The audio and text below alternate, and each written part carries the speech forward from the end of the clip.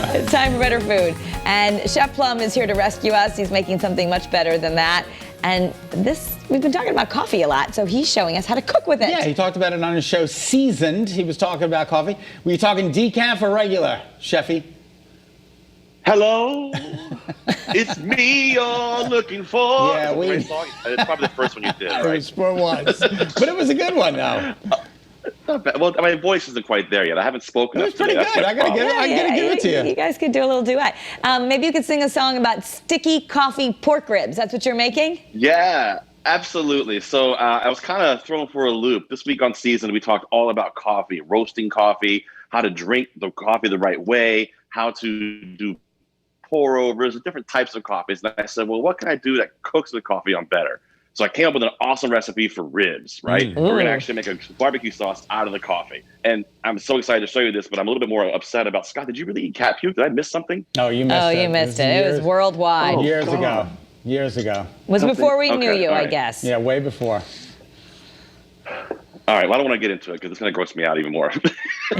So I'm starting today with, you guys have seen St. Louis ribs. I've got it here on my other camera. St. Louis ribs and baby back ribs. That's kind of your two different types of ribs you got there. St. Louis ribs are usually the longer ones, and the baby back ones are the smaller ones. You can always tell a baby back rib that's going to be curved, where if you look at these guys, they're cut off the bone already, which your butcher can do that for you. You can see they're long and a little bit more straight.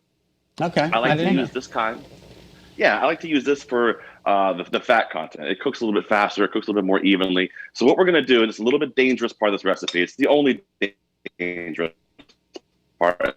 Listen, when I bring a recipe part, we're doing it all. So what I've got is oil. I'm going to just put my ribs. I'm going to run this oil at about 325 or so. You don't have to like act with your temperatures, but just a couple of minutes back there in the oil to kind of get crispy and brown and delicious. Now, while that's happening, what we're going to do, sorry, I'm trying to figure out what's on my bowl. What we're going to do is we're going to make our sauce, okay?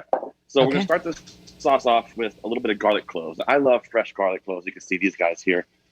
And this is my microplane, right? So you can take this, and I'll show you here on my other camera. I just kind of grate them just along there like I would cheese, right into the bowl. Okay, right? so you don't have to use the mincer. Nah, those mincers, they work, and people like them little thing you can squeeze, and it squishes the garlic down. And I think it hurts the garlic. It makes it bruise. So I try not to use those. All right. But that's just me. Doesn't mean I'm wrong or right. So there we go. I got 2 garlic cloves in there. Then what we're going to do, the interesting thing about garlic, and by the way, this is a fun fact, take garlic, rub it on the bottom of your foot. In an hour, you'll taste it in your mouth. Seriously? Well, that's actually a natural remedy for colds. They'll tell you for kids, put a little olive oil and garlic and then wrap the feet in saran wrap and you absorb it. It's like a natural antibiotic. It's crazy, right? I know. It's insane how that works. That's garlic wild. is a weird thing. So I've got a little rice vinegar in here. I'm going to add just a teaspoon or so of sesame oil.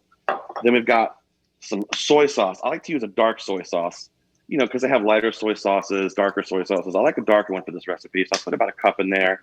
And then I'm going to add about a tablespoon of sugar right into it, right? And then what we do is we get the secret ingredient because of coffee. Check this out. You ready? I'm super high end with these guys. Taster's Choice instant coffee. All right. Okay. Put that right into our bowl. I tell you what, it's weird, but it adds a great flavor. We have these all over my house right now because my girls are doing whipped coffee. Have you guys seen that? No. It's a TikTok trend. I haven't made it, but I've seen. My daughter has shown me. It happens on a regular basis over here. So we're gonna just mix this up a little bit. You can add a little water if you think you need to. I don't think I need to. I think this is plenty. And then what we're gonna do is you just want to bring it to a quick boil. So I'm gonna pour this right into my pan and on my cutting board. That was awesome. I'm a professional. Don't worry. And I'm going to turn this heat on back here so it gets nice and hot and comes to a boil. The plan's going to be once that comes to a boil, that sauce gets super sticky. We put the ribs in it that we've got fried off and toss them so it gets coated in this delicious sauce. It's very, almost like a Japanese style rib. It's delicious. They get a little umami, which is that fun little flavor that's around sweetness and sour. They come out absolutely delicious. I'm going to show you. So I've got some ribs here. This is what you want them to look like when you pull them out of the fryer. They're nice and browned. You can kind of see.